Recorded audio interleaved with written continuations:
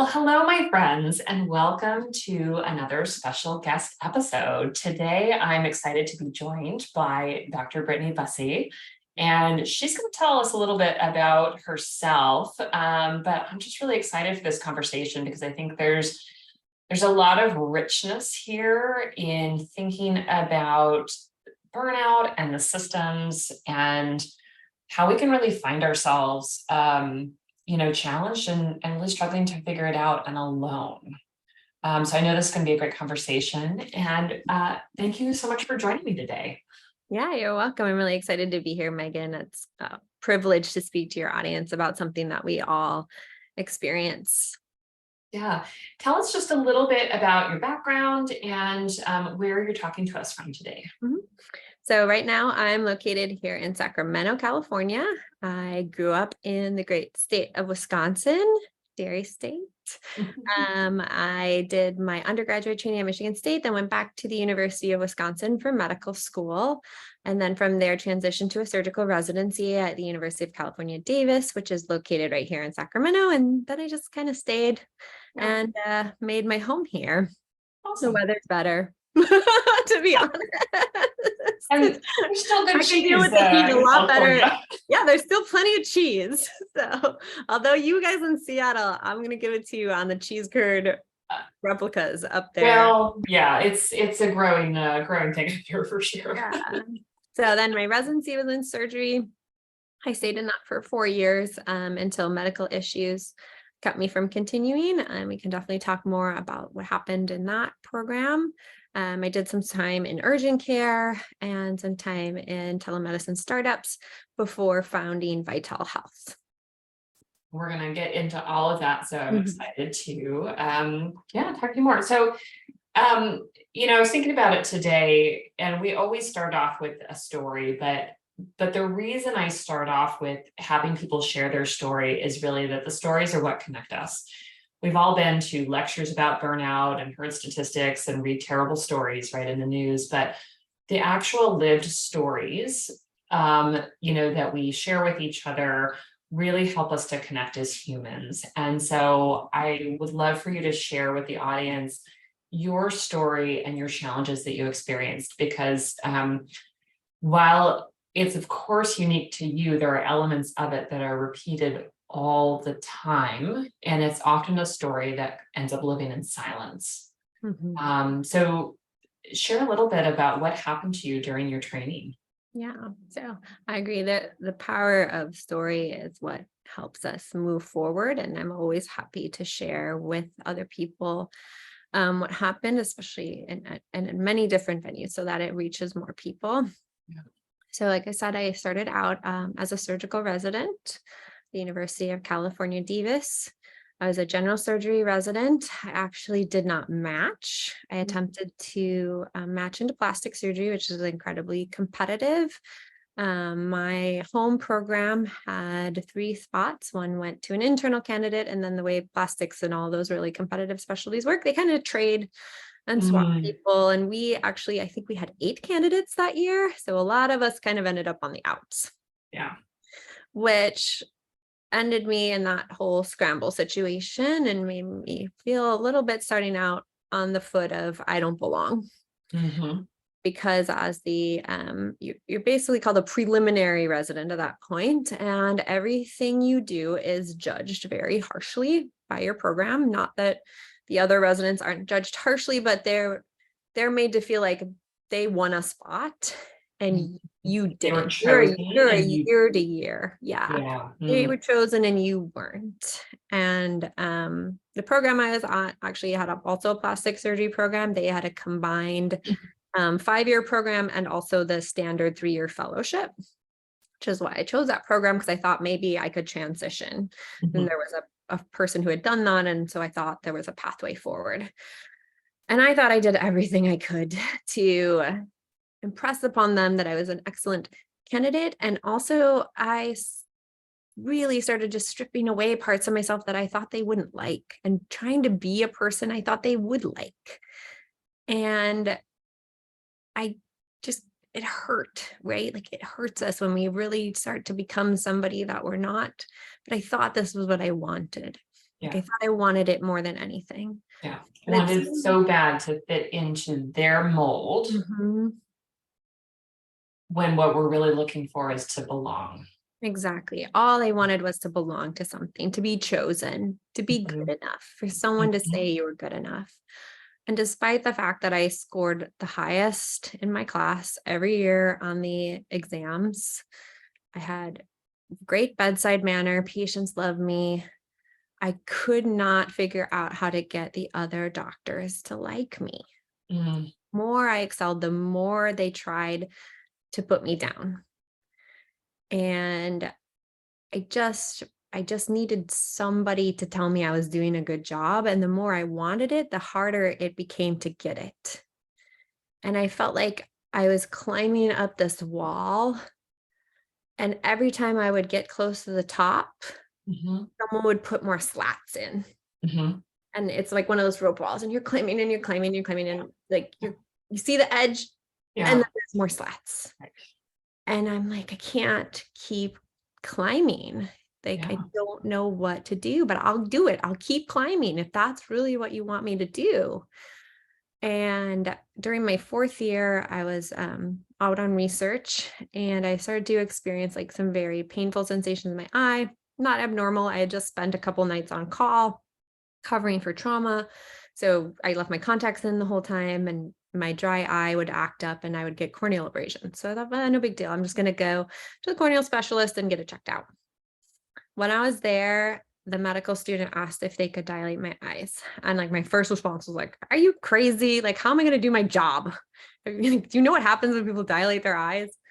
And then I felt bad because I basically like yelled at him, like bit his head off. And I was like, oh my God, you're just trying to learn. Like I was there obviously not too long ago. Like go for it. Knock yourself out. I hope you love the view of my 29-year-old retinas. That are perfect and pristine after all these old people you've been seeing all day. Well, it turns out they weren't perfect or pristine. They were both detached. No trauma, no history of injury. We're still not sure why. The doctor I ended up seeing, he was probably like getting close to 80 years old, and said he'd Mm. never seen that in his career. Mm. Young, healthy person, like bilateral retinal detachment. So I had urgent surgery, operated on both eyes at once, was hospitalized for a couple of days. And then after that, for a few months, I was basically blind. I couldn't see more than a few feet in front of me at any given time. I almost fell down the stairs a few times. And while I was recovering, my program kept demanding that I come back to work. And they basically got to the point where they told me that if I didn't come back to work, they would have to fire me. And I looked at them and I looked at the wall and I thought, it's just not worth it anymore. Like I don't want to fit in. I don't want to belong anymore. Like I just want to get down. I want to come down off the wall. And I didn't have anyone at that point. Like I not only did I not belong, like I didn't have any friends. My co-residents were just as mean to me pretty much as the attendings and everyone else. I had maybe like 1 or 2 residents that were friends with me, but nobody was there. I had no Mhm. help, no Mhm. guidance, no nothing. So I just said, I give up. I don't know what else to do. And I'm like, I guess I'll just go work at urgent care, because there was nothing else I could do unless I was board certified in something. Mhm. I tried to apply to additional programs. The next year I applied to ER medicine, but my previous program actually wrote really nasty letters about me to the programs that I interviewed at, making sure that I never got matched. And I found out about that later from an ER doctor who actually worked at one of the ERs that I applied to. So my whole career kind of stopped dead there. I was an MD who literally felt worthless. Yeah. Like no one would hire me. I wasn't board certified. I wasn't anything. I was only good enough for urgent care work. And that's how I treated myself, like I didn't have anywhere else to go at that point. And that's where I stayed for a number of years, until moving into telehealth. Yeah. I mean, you just thinking back of that time, right? In residency, you're so entrenched in your program. Mhm. And if you need help, you turn to the program, right? There's not something else usually. And, people may have family, but they're usually not spending a lot of time with them, and their family can't usually help with that particular problem. Mhm. And we're not spending time with friends because we're so busy. So, yeah, I can imagine that must have felt incredibly lonely. And then, yeah, like, who would you go to for advice? Yeah, Like, exactly. I could have gone to my residency program director, but he was the one who wrote the letter about me. right, Said that I didn't know about at the time. Like, of all right. these people, you trust them, you think that they'll help you, that they'll do what's best for you in the end. And instead they blacklist you from being a doctor. Mhm. How bad did they think I was? I guess that's kind of what I thought about myself for a long time. Like, how Yeah, bad am I that someone would go out of their way to make sure that I can't practice medicine anymore? yeah. Like, what was that in Do to them, hurt, who did I hurt? Right? Like, what did I that do that wrong? led them to that? Hmm. Yeah.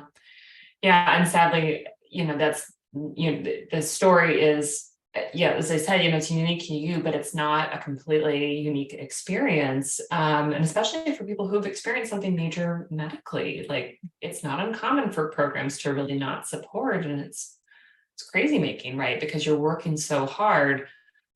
And it makes me think too of like, what if they had sort of let you stay, right? And then you continue in that space where you're hustling to belong in a place that's so toxic, Yeah. right? Does that make you toxic in the end?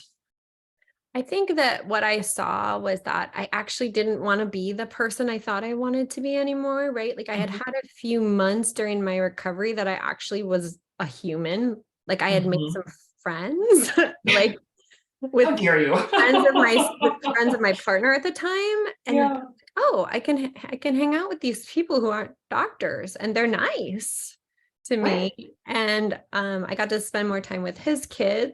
Like, he had two kids, and I kind of saw myself like, oh, maybe I could be a mom. Like, maybe there could be these other facets of me that want to express themselves, when the whole time, like, I was moving down this path away from myself. Like I said, I didn't recognize who I had become.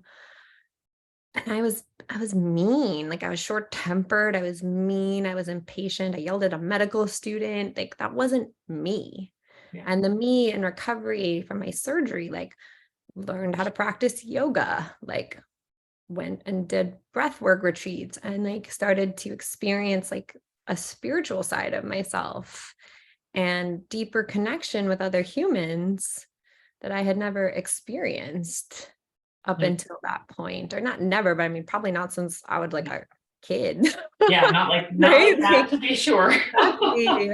And I thought, you know what, life is so short. Like, I don't want to be this person. And I also, the sad thing is, like you said, many of us get derailed due to physical issues. But the physical issues are almost easier for us to grapple with. What we're more afraid of is the mental pain that we're in. And it hurts so much every time I hear a story of a doctor who took their life, because I get it. Like, I get it. You really didn't see any other way forward. And that's so sad. You were so alone, and there was literally no one to talk to about that thing. Like, your spouse maybe wouldn't understand, or maybe you did talk to them and they thought, oh, well, just go back to work. You'll be fine. You'll get Go over do it. something else. Yeah. Yeah. And like, and not that that always happens, but it can. There are lots of Yeah. reasons that people, or like I said, there's just a fear, like, that mental overwhelm somehow makes you defective, when it's just another physiological symptom. Like, how much are our brains and Mhm. our nervous system and our neurotransmitters 100% part of our physiology? Yeah. There's nothing defective about that. There are doctors who develop cancer in their residency, and there are doctors who develop depression, and those are equally devastating. And Mhm. if you look at some of the research from like Dr. Mate and how the body speaks under stress, they're probably caused by the exact same process manifesting itself differently. Yeah. So we have to look at the system that causes physicians to get cancer and also depression, which we've now mislabeled as burnout. Yes. And, I'm curious for your experience, right? You had some physical recovery, right? Which was necessary. Mm-hmm. And it sounded like that really sort of triggered this journey of healing mentally, right? Healing the emotional parts. And I'm curious sort of how that unfolded for you. So you met some people, you're spending time as a human and not as a surgical resident anymore. Yeah. How did you start to realize that that was needed and that was okay? I think it was more just like a product of starting to get into my physical body first, like, and actually experience it. Like I had been one of those people like, I'll power out an hour on an elliptical machine, like just watch Netflix, like totally zone out, but not at all connected to the experience of like my body, or my emotions during that process. And when I was recovering from my eye surgery, I would go to the gym because there wasn't really anything for me to do. And before that, I was like on a recumbent bike at home, and I'd have the iPad like this close to my face. So as I could go a little further, I would venture to the gym. It was only like less than a mile from my house. And I'd take my iPad and, I'd watch. And then I was like, well, that only killed an hour of like the super long day. So what else could I do during this time? There was a yoga studio next to it. And I showed up at the yoga studio thinking like, okay, I'll kill another hour. And I was like, I thought that I was going to die. And I was a very fit person, right? And like, the experience of feeling my body in a warrior two pose, my arms shaking on fire. Yeah. And my body shaking and responding to that too. Like, and that, knowing now what I know, it's like, that was not just the physical, right? Like there That was wasn't your emotional, muscles by very themselves. emotional component of that. And I was like, thought I was just going to break down into tears, like immediately. And at that point, an assistant in the class walked up behind me. And for any of you picturing this, like in warrior two pose, you have your arms spread out. The assistant came up behind me and placed hands at shoulder level on both of my arms and just started gently massaging outwards onto my arms. And like the shaking stopped. And I just like took a deep breath, and it was like immediate rush of like release that happened. And the balance that came back just from another human being that I didn't even know, just touching me in a gentle and reassuring way. And I was like, I'm gonna come back to this yoga class every day. Like, I love this. This is the best thing I could have possibly done. And I started doing like yoga teacher training, really diving more deeply into the medicine of yoga, the medicine of breath. I guess I became a lifestyle medicine doctor before I knew what lifestyle medicine was. Like I became like a vegan and like all of these things just naturally through reconnecting to my body, something that doctors, I think, are the most disconnected from just by nature of our training. I feel like that's the first thing that goes. You're going to work this much. Don't feed, don't eat, don't sleep. Exactly. And I mean, and some of those surgeries are like 8 hours long. You don't even get to drink water. And it's so crazy to me now, like to think about that, and that like how doctors deprive their body and then learn to disconnect the mind from the body. But then we're supposed to go back out there into the world and heal and touch other people's bodies in a healing way without even understanding the body we have. So I think that was probably the first part of my healing journey, was reconnecting to my body. And I look at it as a very stepwise progression for anyone familiar with like the chakra system. it was very much like healing my body, relationship to my body, healing my relationship to my emotions, taking back my own power, setting boundaries, understanding what autonomy is. And then talking about like, how does empathy become compassion at the level of the heart? Yeah. Then how can I speak truth to these things without fear, right? Like it's hard. It's scary to me to say, like, I went to the University of California, Davis residency, and they abused me. Yeah. No one could hear that. And they could be like, you're slandering us. And like, that's the truth, like, and I have plenty of people who will stand by me as far as what happened. But it's not just that, it's that I need to speak that. Yeah.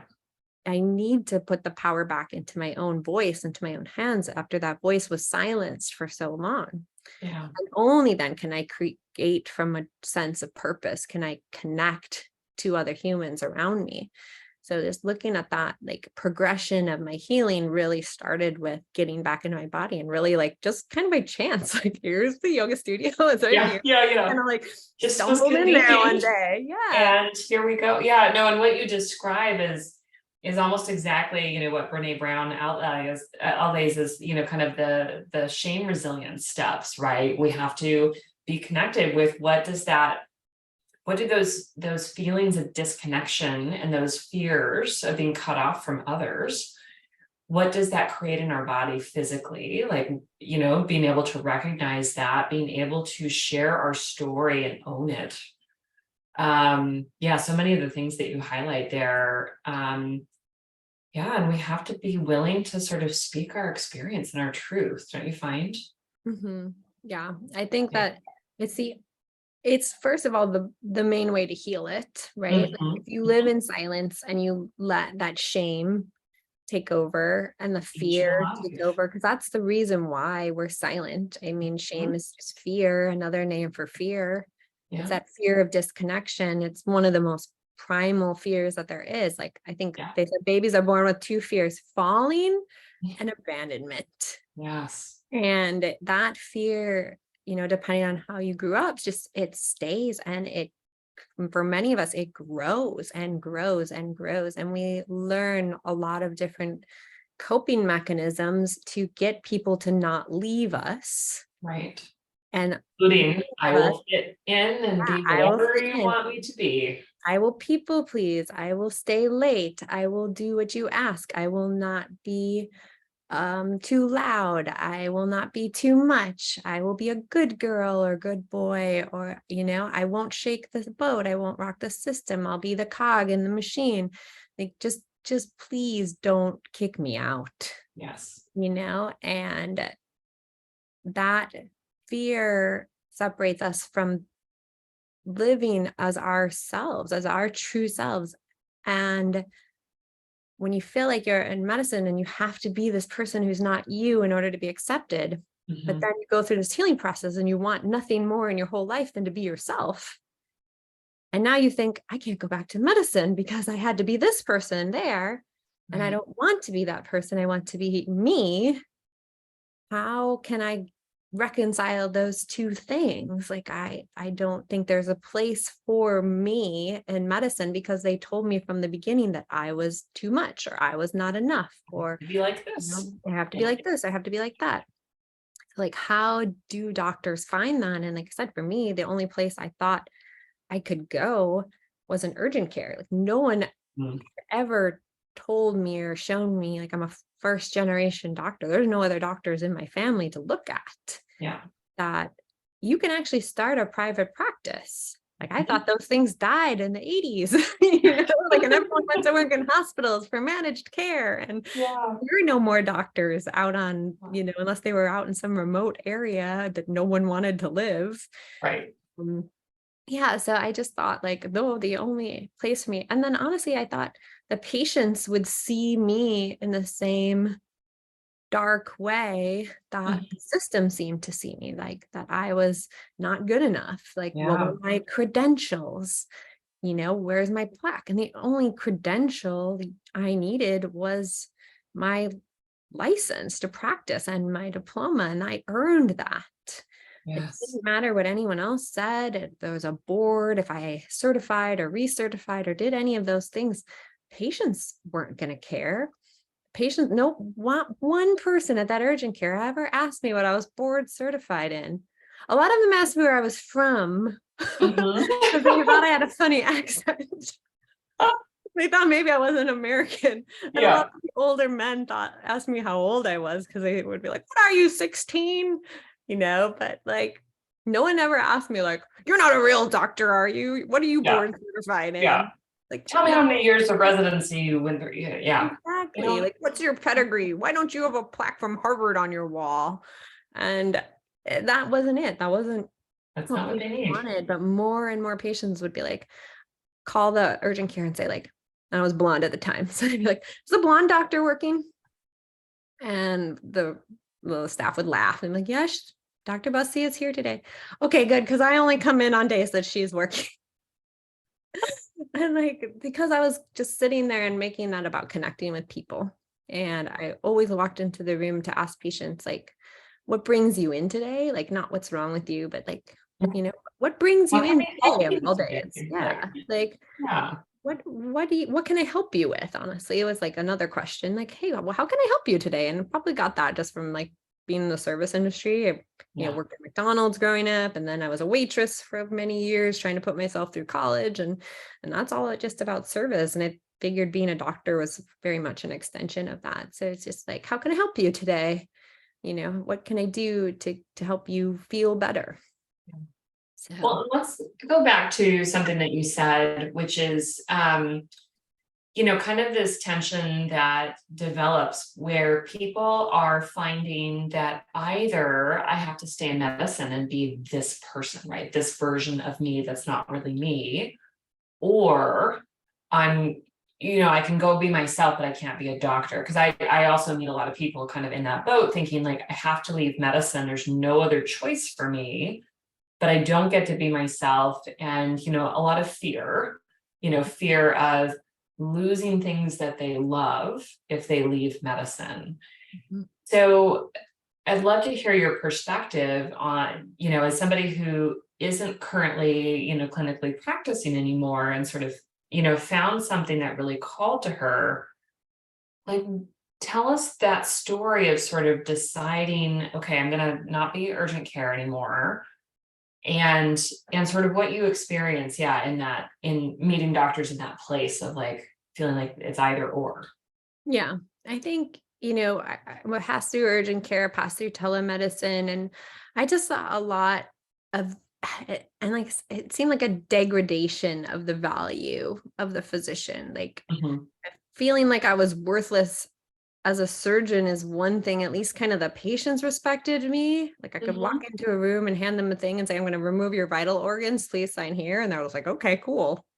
But then like you go to an urgent care and I'm like, now I feel like I'm working at a fast food restaurant and I didn't make it your way, And then telemedicine, I thought was even worse. I'm like the gas station taquito at this point. Like you were just Mhm. driving by and you felt a little hungry and like you thought you might just pop in to order up whatever you feel like and some junk food. And you don't even want my opinion. You just want 5 minutes and a prescription. Right.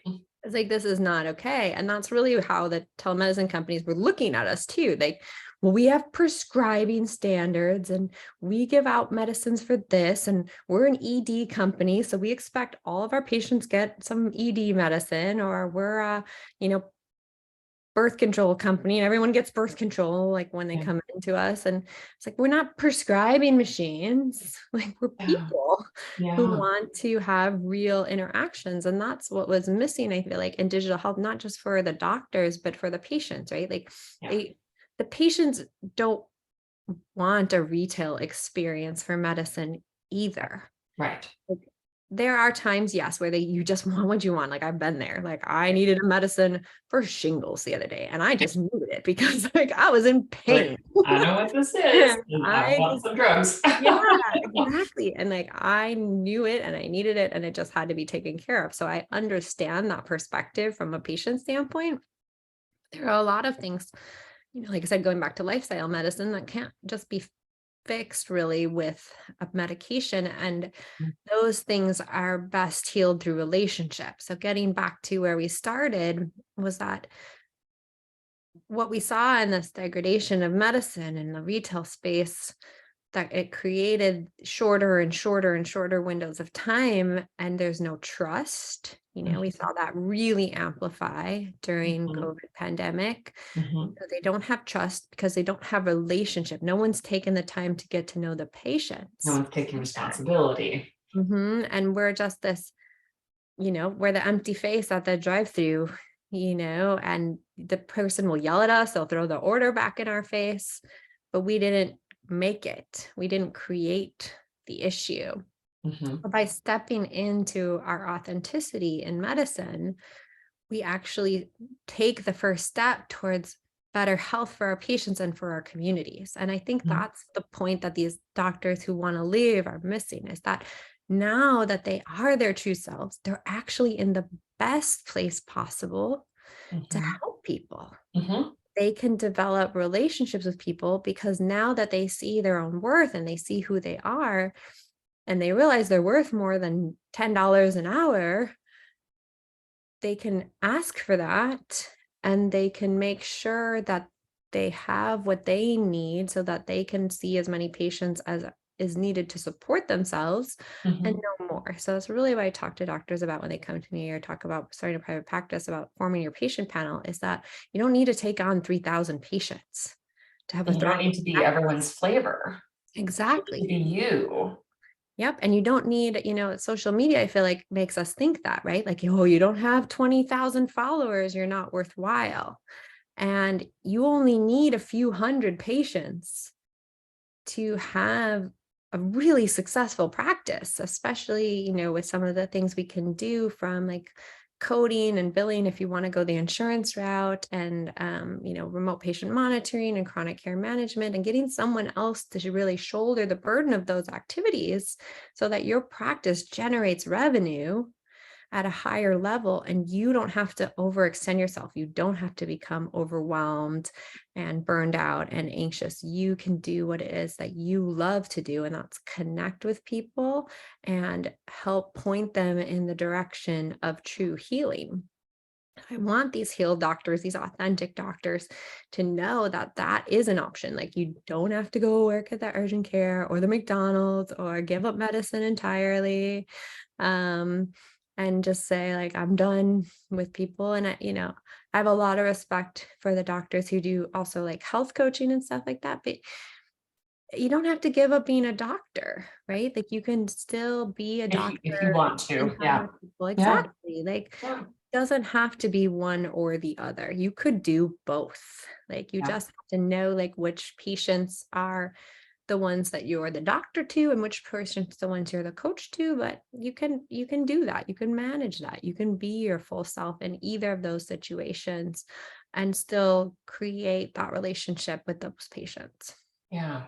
Yeah. And I think that's so important. And as you and I were kind of talking before we started recording, there's this pressure, right, to be within the systems, and we're going to perform in this way, as they sort of tell us. And I think it truly makes us believe that we need to be, kind of, we need to be magic for everyone. We need to be everyone's flavor. We need to be able to serve anyone and everyone. And there may be, especially, some specialties where there's a little bit less of that room for, I don't know, personalization, not to be unauthentic, right? But if there are rare cancers that I treat, Mhm. right, then it's not going to be about finding the right fit. I'm somebody with rare expertise in a rare disease, right? And so it's a little bit more limited that way. But so many of us are practicing, without the need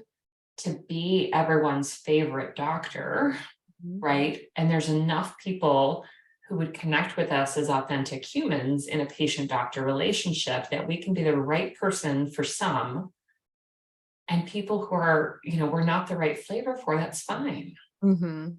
They've got their flavor out there too.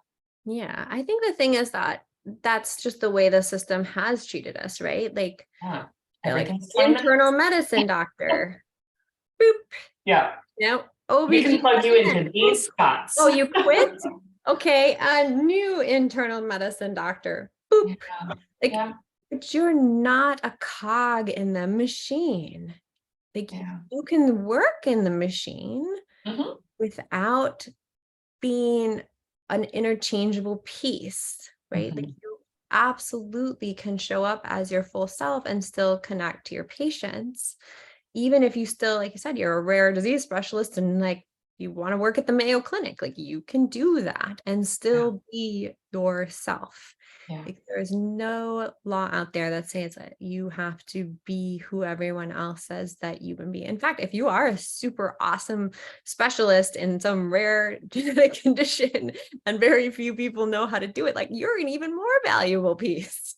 Like, Yeah. you need to value yourself even more highly Yeah. than you do probably right now. Like, you have obtained something, that a level of expertise that no one else has. Like, and you did that because most likely it was something you were really interested in Yeah. and You really really cared about excited it. to help those patients for a very personal reason. And that personal touch is what those patients need you to bring to their healing, Mhm. Mhm. need you to bring to those interactions with them, because that's how they're going to get their best outcome. You know, in Vital Health, our saying is happy physicians, healthy patients. Mm. Mhm. Because, like, if we're disconnected, if we're unhealthy ourselves, and even just, like I said, downright unhappy, we're Mhm. not available for connection. Yeah. We're not open. The sign Yeah. is closed, don't bother me. Like, but we've Yeah. been told like that's how we protect ourselves from empathy overload, and and that's not it. Like, Yeah. that's not it at all. Like, there's many, many other ways to prevent you from compassion fatigue. Yeah. Like, and it doesn't involve making yourself inhuman. Mhm. Yeah. No, I'm 100% with you on all of that.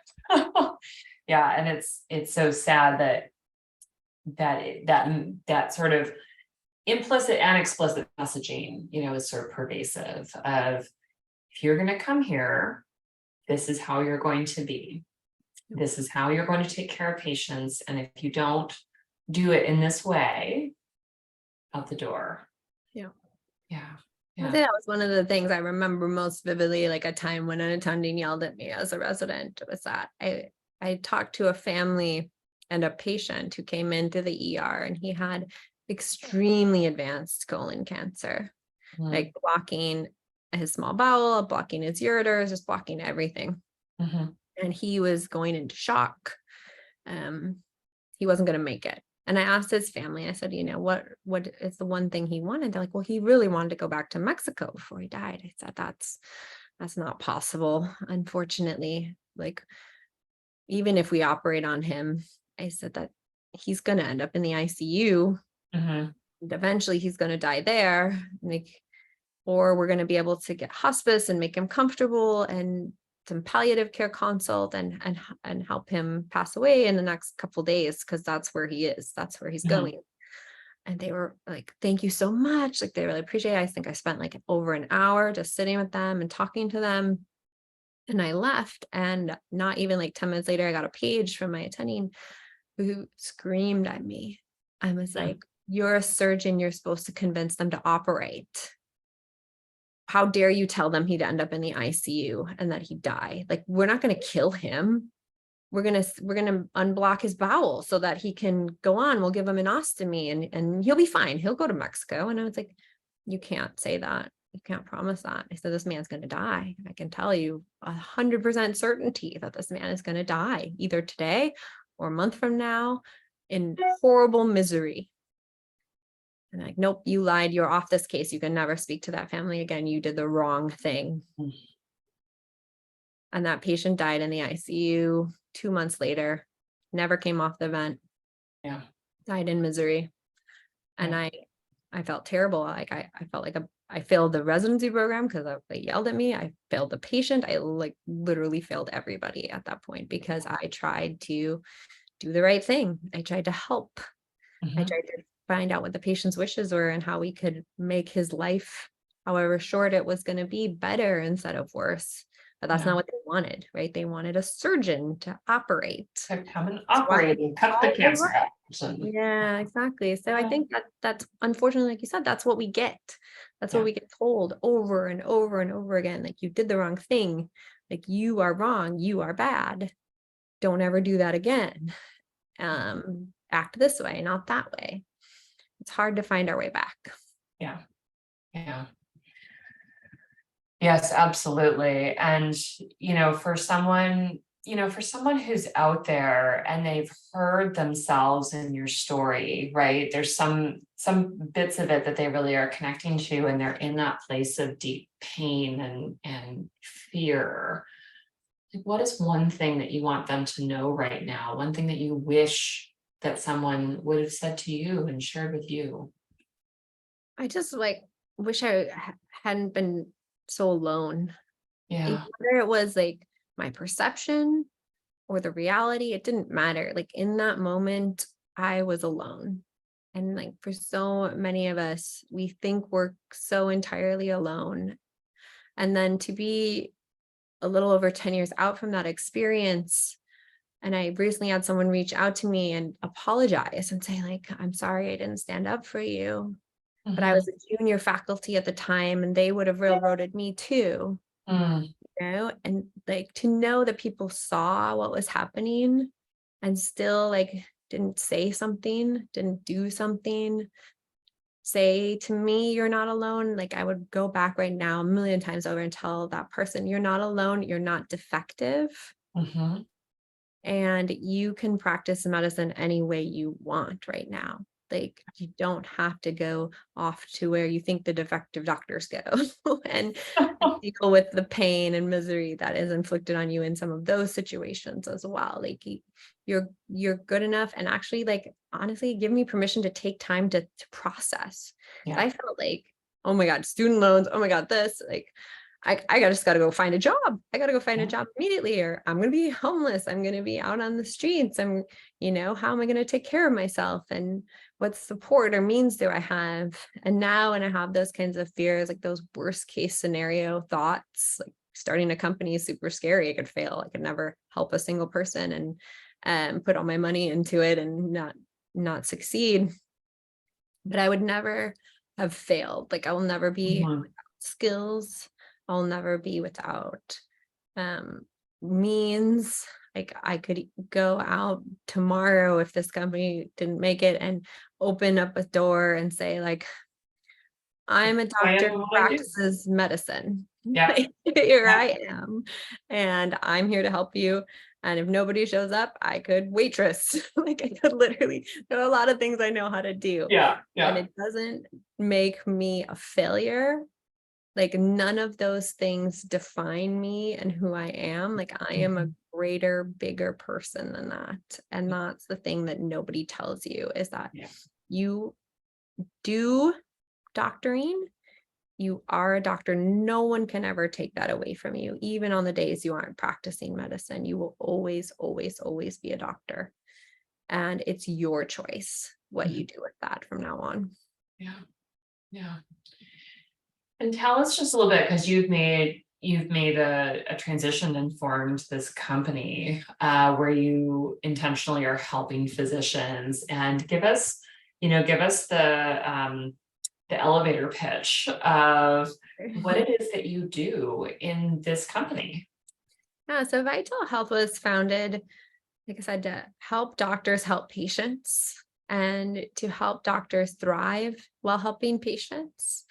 And I looked at all the things that we need, and I want it to be really flexible for anybody who wants to start a practice. Like, whether you want to do direct pay, membership based medicine, you want to take insurance, I want to be able to help you do all of those things just as if you were walking into your next job, Mhm. because your next job should be for you.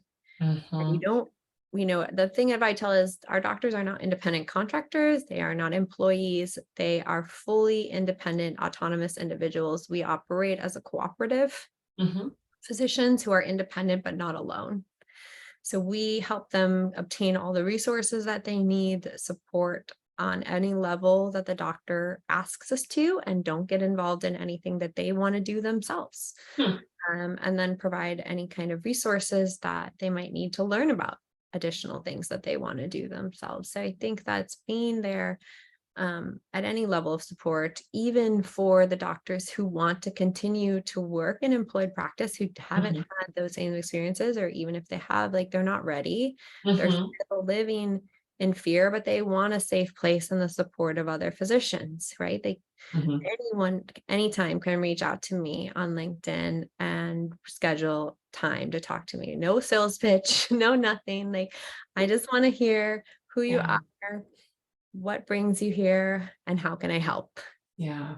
Yeah. And I know that I have a number of listeners who are in that space and they're trying to figure out, how could I make my own place? How could I have my own business, and feeling alone? So, for any of those folks who are out there listening to us talk, please reach out to Brittany and, get another experience of sitting with a compassionate human being who wants you to succeed, right? Because that's so often what we're missing, right?